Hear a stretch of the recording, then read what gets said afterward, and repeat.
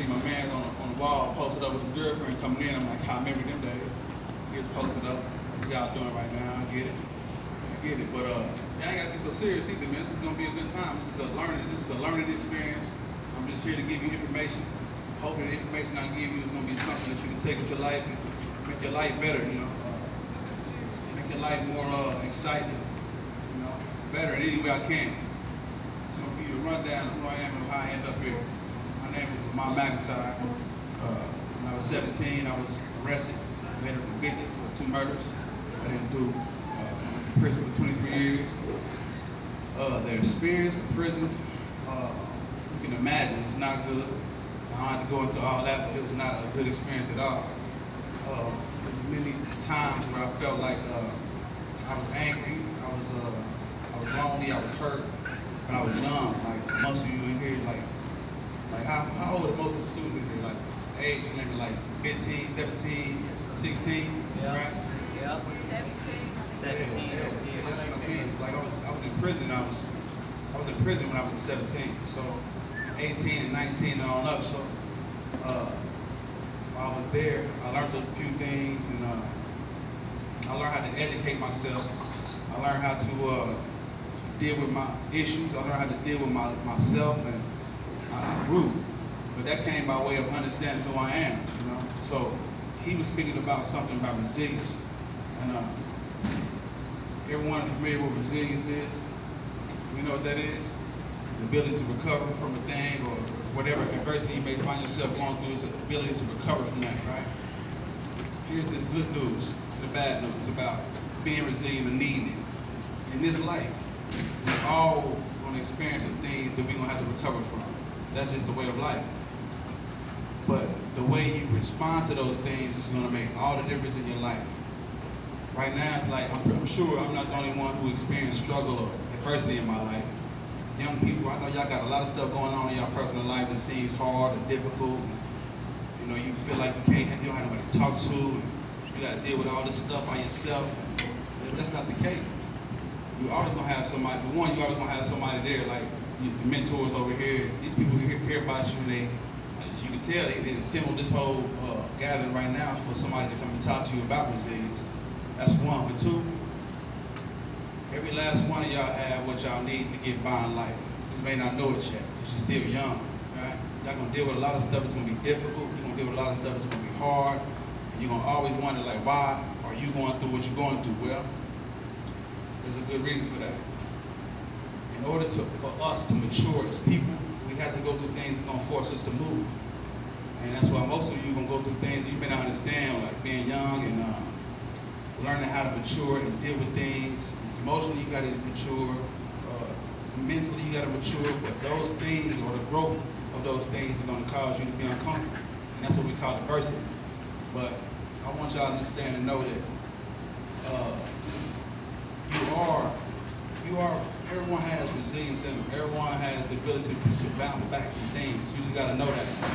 You know, y'all going to experience some things that's going to be different.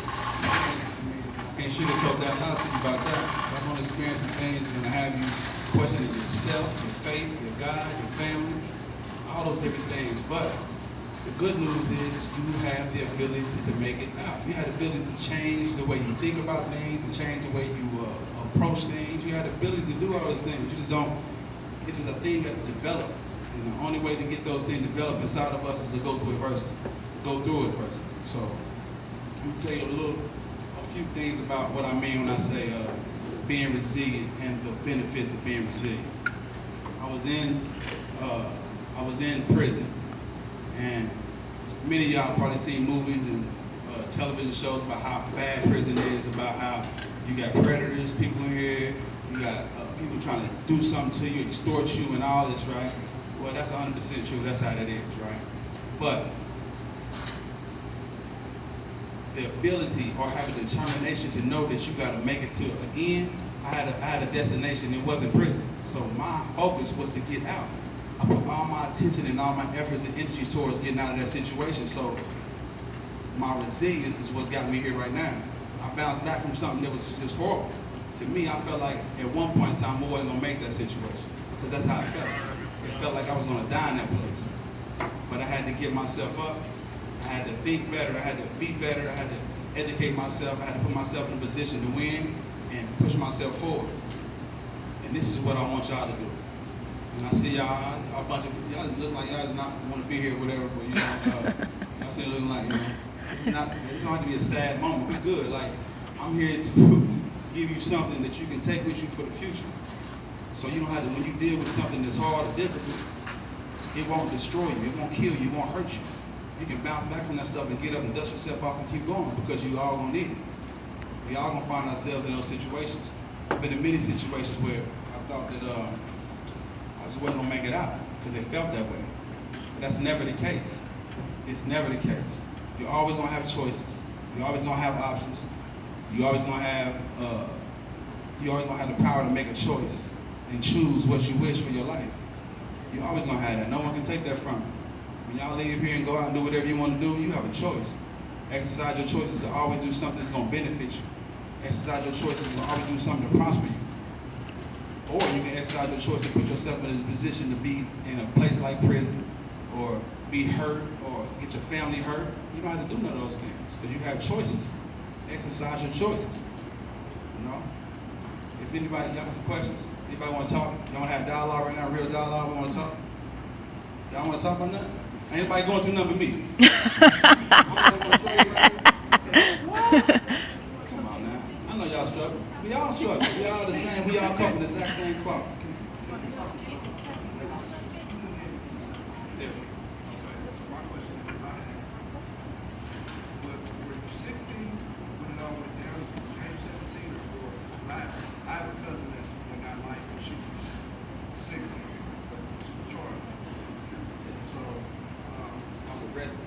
Arrested at 16, turned 17 in the county, turned 18 in prison. Yeah. So understand that. So if you are, going as a juvenile, like Yeah. I was at JDC as a juvenile. And the state and the law they have a law, the state has a law where if you go in the juvenile and the offense is real serious, they adjudicate you. That means they ship you off to an adult system and charge you as an adult. And that's what happened to me. So I was a juvenile. I was the same age as y'all here, and I was adjudicated. And they sent me up to an adult system and prosecuted me in the adult system. So for everyone who think that your life and it's your own, every moment your life can be taken from you behind something, or being in the wrong place at the wrong time, hanging out with the wrong people. All this stuff I know y'all done heard many times from your parents, your peers, and whatnot, but that stuff is real. Everybody who speaks to you about not being or being accountable or being responsible, these people who speak those things to your life care about you. Because any moment you can wake up. I woke up one day. I woke up, I was fine. Woke up thinking everything was going to be another day. It was another Friday, and I was in jail charged with 2 murders. Just by not being accountable. I had nothing to do with the crime I was charged with, but I still wasn't being accountable for my life. I still wasn't being responsible because I was in the streets. That little man in the hood back there, you. Yeah, you. Yeah, you. Yeah. Understand? Look at me right here. Yeah, understand what I'm saying, man? Being out there thinking that's what's going on, you think you may not have no choices right now. And I'm not trying to point you out, but I'm saying you got the hoodie on, you back there looking like you know something that you should know, right? Yeah, that life out there is no good. That's for anybody. Oh, y'all, man, there's no life out there. Were you in school at the time? Were you in high school, or were you going to school when that happened to you? Yeah, I was in Wyandotte, but I got kicked out of Wyandotte for smoking weed. Then I went to alternative school because I was being disruptive. I was making poor choices for myself. So I was in the streets and doing all those things I should have been doing, and that's what put me in a position where they could do the things they did to me. I didn't put myself in that position. Me not being accountable put myself in that position. So when you out ripping and running, doing all those things you shouldn't be doing, had I been in school that one day, they would never been able to do that to me. So it's just being accountable and it's being responsible for your life. So would you say there was profiling you? Yeah, you profile every day. You know, the police or something is what I meant. Yeah, that comes with this territory. That's how we are. We being profiled. I just profiled him. I don't know what his life is. He just looked like, I profiled him, but that's what we do. know, that's why he should clean up he should clean that stuff up. Whatever he's doing, I don't know what he's doing. Hey, I could be just wrong, right? But I come from where he's going, it look like, you know, see how he smiles like that, look, yeah, I know. I know. But it's just, and I'm not pointing him out. What I want him to know is that he have options, he got choices. The time when I was living like that and doing those things I was doing in the streets, I didn't think I had choices. I didn't have the options to do something different and make better choices for myself. So I just kept making the wrong choices. And I surrounded myself with all those people that's making those same choices. So I didn't really have no guidance. I didn't really have the things I needed to make better the choices and the decisions for myself. So it's important. It's very important that y'all surround yourself with people. Stay positive. If you got somebody who's always in trouble, always getting themselves in bad situations, you can pretty much pinpoint where they're headed and where they're going. It's the same thing. We all know, I bet you everybody here got family members or cousins or sisters or somebody that's part of the penal system right now. That stuff is real. And you don't have to be a part of that. I know little girls, y'all age, little boys your age, being with the wrong people and got shot in the wrong car. This stuff happens all the time. So starting out, you don't have to put yourself in them positions for real. You can make better choices. I know a bunch out here pretty smart. I know all y'all smart, y'all don't know it. Y'all don't want to apply yourselves. Some of y'all, I don't know your stories and all that, but everyone has the ability to be who they want to be. To go where you want to go, do what you want to do. Everyone, you know. I'm here right now because of that. Yeah. Are you angry about it? Nah, I used to be. My first 4 years of that whole experience was filled with anger. You know, I was frustrated and I was angry, but it didn't serve me. So anger really took something from my life instead of adding something to it. So I kind of moved away from that, became spiritual, you know, gave my life to God, and I did something different. I made a choice to live. So I got rid of the anger and, you know, stepped away from it and tried to do something different. Try to do something better for myself. My man, what's up? You did 23 years for nothing. I can't hear you. You did 23 years for nothing. Oh yeah, it's for nothing.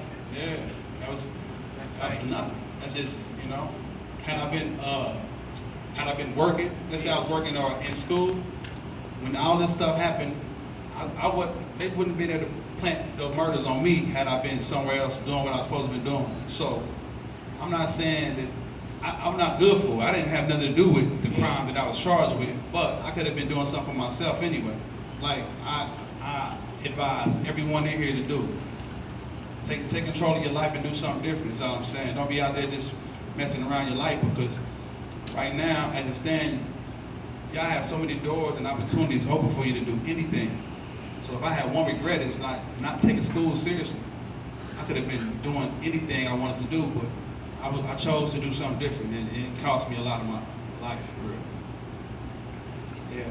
What do the rooms look like? I can't hear you. What do the rooms look like? What do the rooms look like? What do the rooms Different look like? prisons got different setups. They all look like dog pills to me. They all small. They always stink.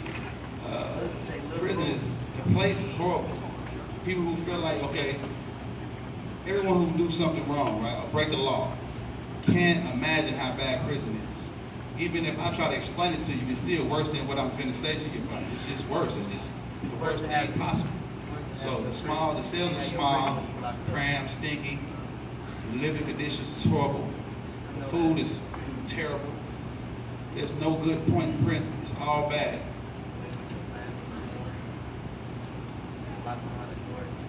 So was 23 years your sentence, or just how long it took them to figure out you ain't? Good question. Yeah. Well, my sentence was 2 life sentences, where, you know, that means after I do one life, I got to do another life sentence. I only got one life. I can't do 2 of them. But yeah, the sentence was 2 life sentences. It took 23 years for me to finally become free, but the process to get there was long. I started out that process in 2001. I wrote all kind of innocent projects, and I wrote different organizations. Oprah Winfrey, I wrote all kind of people, right? I was writing all these different people. The process from 2001, 2009 was one process to get an innocent project to take my case. When the innocent project took my case in 2009, it took to 2017 to be free from it. So that process is tedious, yeah. It's a lot of time. Yeah. Yeah.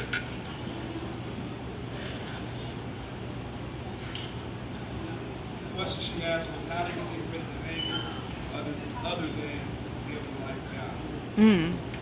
Yeah, you know, anger. For me, I did a lot of, I educated myself. I did a lot of studying. I did a lot of exercise, study, meditation. I did a lot of things that would benefit me.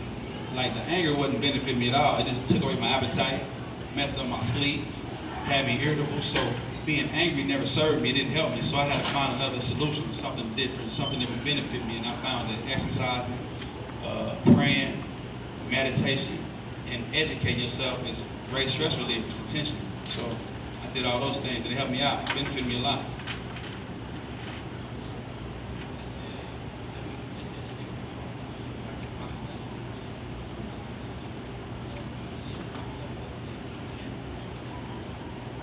Like 64% of the population was what? Mentally ill? Oh yeah, man. They don't care about none of that. Prison is not set up to facilitate and take care of mentally ill people. So what they do is they throw you in the middle of it, and you got to figure that stuff out on your own. There's a lot of people in there sick that need a lot of help that should be in mental institutions, but that's not their concern. So for the people who, they look at it like you can be mentally ill all you like, but if you break the law, we're gonna send you to prison, and that's what happened. They send a lot of people to prison, and they just end up right in the middle of it. So they don't really have no help or nothing like that. So you don't get no help being mentally ill there. Thomas, What proof did they have to send you to jail? What? What proof? Proof. What proof? What evidence they had? What proof they had to take you? They had two eyewitnesses who basically was forced to lie and say I did it. Yeah. Yeah. So that's the evidence they used against me. There's two eyewitnesses saying, well, I saw him, or I saw somebody look like him do it. So the two ladies testified against me falsely. They lied on you. Yeah. That's They came back and recanted it. Signed affidavits admitting they was wrong, and they cleared it up later on. It took a lot of years, it took 20 years for that to happen. They finally came back and told the truth. So do they?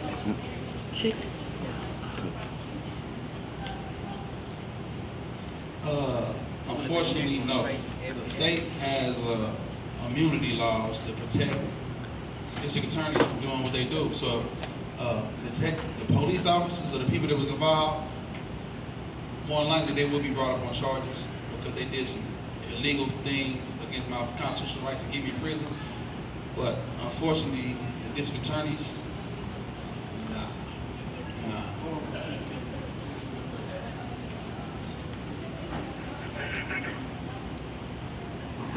So basically, I wasted 23 years of my life, and what else you? Nothing. Oh, okay. There's no compensation laws in the state of Kansas, so nothing. It's nothing like that. It's something that it's something I'm working on now.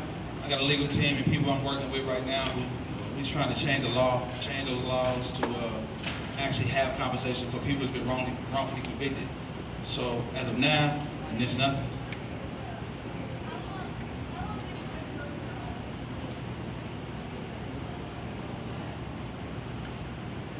So how long did it take me to learn or figure out that I wasn't gangster like I thought I was?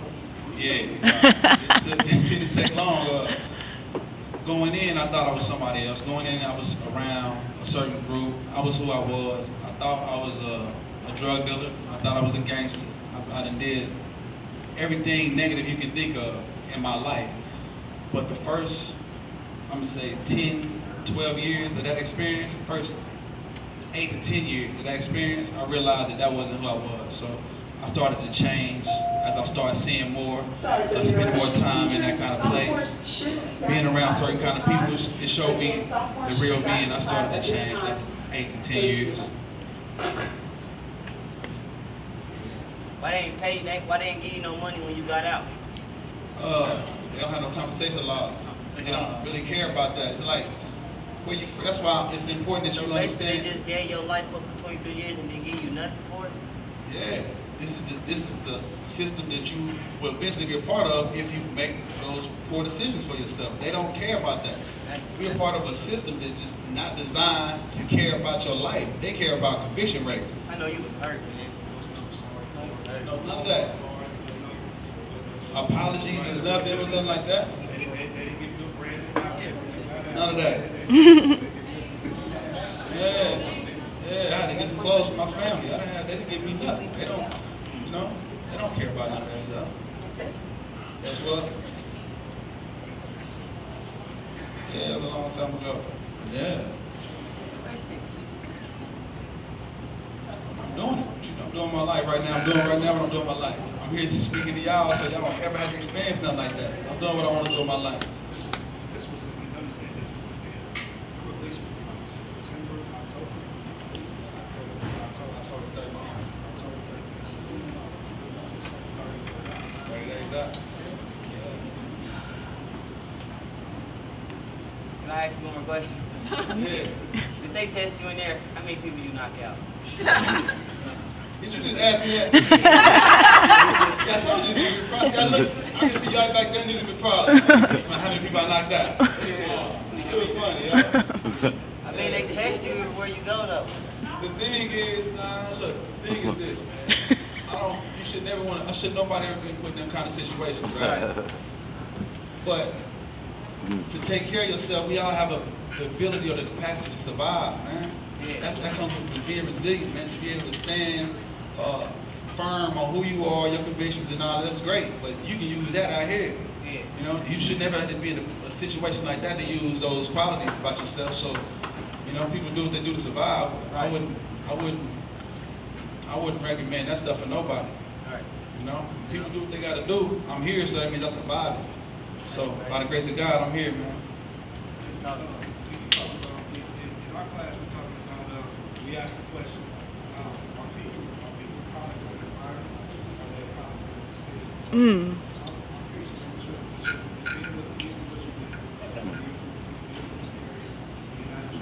It is.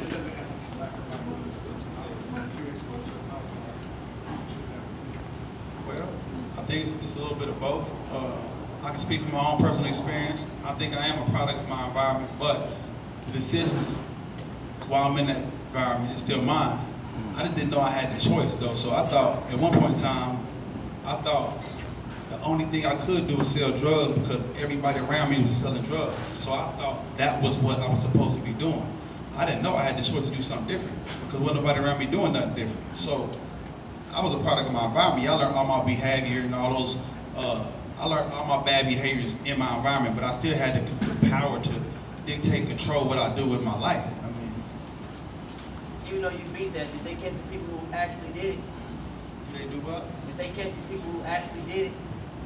Actually, yeah, they know exactly who did it. Some guy in Missouri now doing he's doing time for murder in Missouri right now. So they found out who's really responsible for the death of those people. So yeah, they'll be hollering at him at another time. I ain't nothing to do with that. I'm just trying to, Stay your life. You're saying if they would have executed judgment like they really should have, they could have, instead of stealing from you, your time, and really did the right thing, they could have prevented the loss of another life. Right. Exactly. Yeah, absolutely. I mean, yeah, being irresponsible. Yeah, they want to hold me to a level of responsibility, and had they just took responsibility for doing what they was supposed to do initially, yeah, they could have prevented a life there, because that's what happened.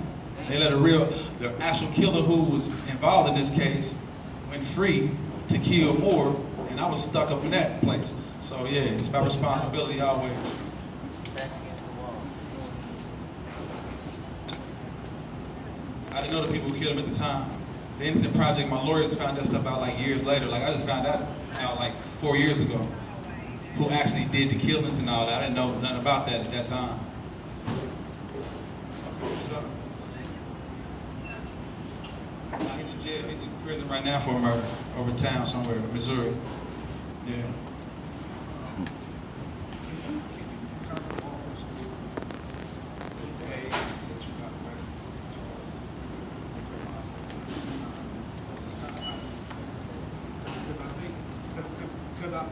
But I want you guys to realize that anything can happen in your life fast. Right. Okay? We keep throwing out we keep saying 23 years, but like, understand, nobody in here that's not a teacher has lived 23 years. Right. Okay? So just imagine right now, at your age, you've only lived 15. You don't even know what 23 looks like. Okay? So I want you to really take heed of what this man said.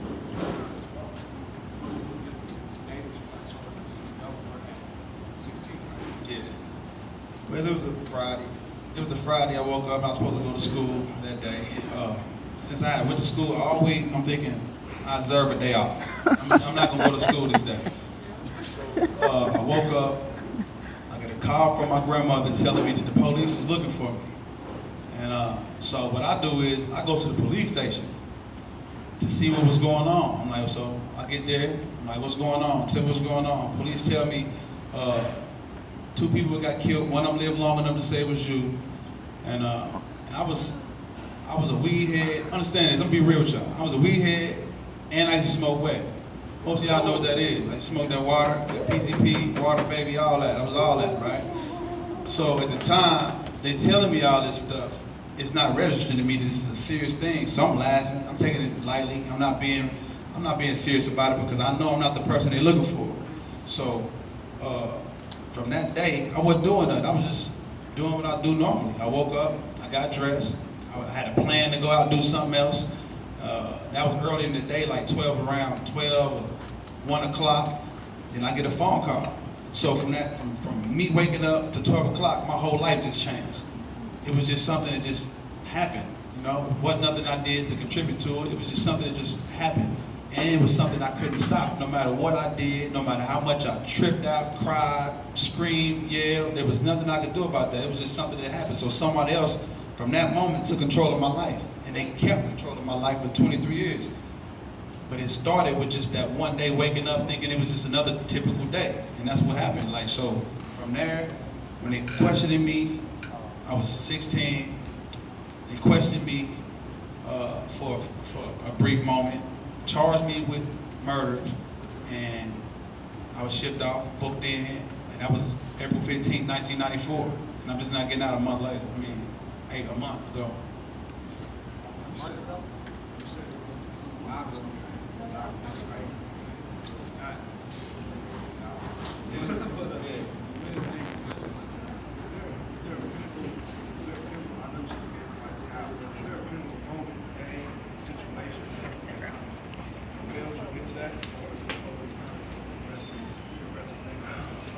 It was a progressive thing, but it was one event that I was in jail, and I got high a lot when I was in jail, just to let y'all know. I'm trying to deal with this stuff, right? So it's not a good thing. I'm gonna let you know why that's a bad thing too, but I was in prison, I was in jail, I was high, and I was locked down in a hole with some behavior issues I had. So I was in the hole, and I had got high in the hole while I was in the hole. So, nah, see, this is a bad thing. It sounds like it's a bad thing because this is how I'm trying to deal with my issues. My issues never went away. Okay, the hole is solitary confinement. So the hole is where they put anyone with behavior issues. So if you acting out, you fighting a lot, you being disruptive, you have any kind of behavioral issues, they put you in the hole. The hole is a place where they lock you down 23 hours out of a day. And the cell is a real small room. And that's where you can find to for however many days they keep you in the hole. So when I got to the hole, I got high. Now, this is what started my progress of change. This is what started me to start thinking about my life. I got down to the hole, I got high, and I got the munchies. And I couldn't eat nothing. I was super hungry, but I couldn't eat nothing. Super hungry. You don't understand how hungry I am. I was hungry. You know how hungry on top of the munchies is just a bad thing, right? So I was hungry with the munchies, I couldn't eat nothing. And it hit me. This is not where I want my life to be. This is not what I want to do with my life. Like I'm down here, so hunger would really change my life. Hunger changed my life. You know? Yeah, it sounds funny, right? yeah. But you can feel what I'm saying, right? Yeah, it was one of them things where I was real hungry, so that's what pretty much did it. Being in a hole, I was at the bottom in that hole in that place. So that's what kind of made me start. And I stopped getting high. That was in 90. I stopped getting high in like 98. 98, I stopped getting high. I stopped hanging out. I got rid of the gang friends. I stopped doing the gang thing. I stopped selling the drugs. I stopped doing everything. And I started to really, really focus on my life and start making better decisions for my life. That's what happened. Montgomery County.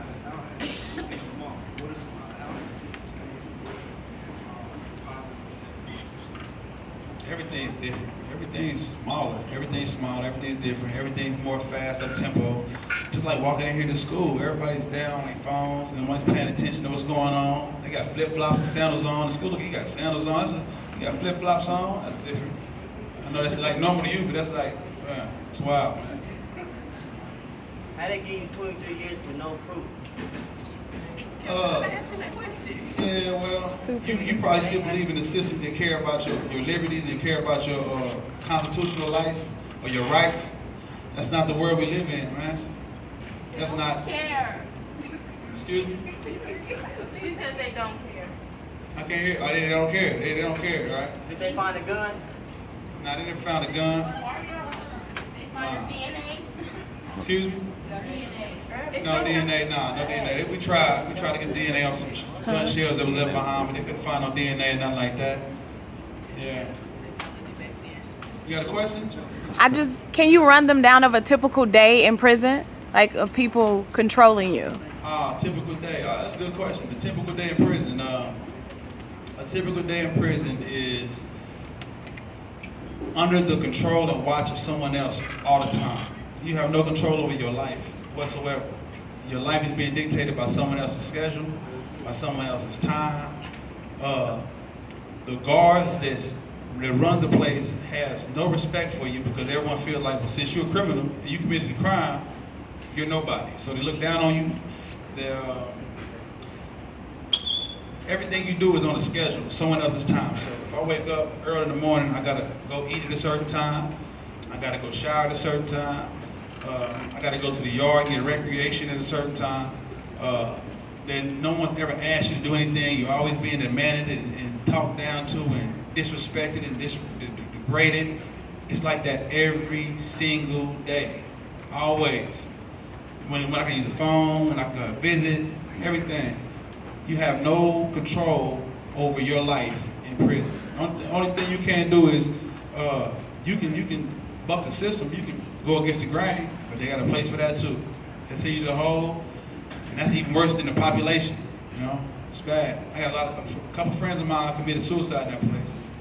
So prison is just, I don't know if people really understand how bad prison is, or when you make decisions thinking you can deal with a place like that, you can't. That place is not meant for human beings to survive.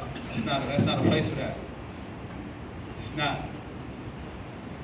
You know, I would like to know, because how was the effect, because a lot of times I heard people say that when you in jail, your family is in jail with you, even though they're out here free. How is that in retrospect, if your family is doing the time with you? Man, that's a good question, and it's a sad answer to that, man, because, yeah, repeat that. Pardon the interruption. At this time,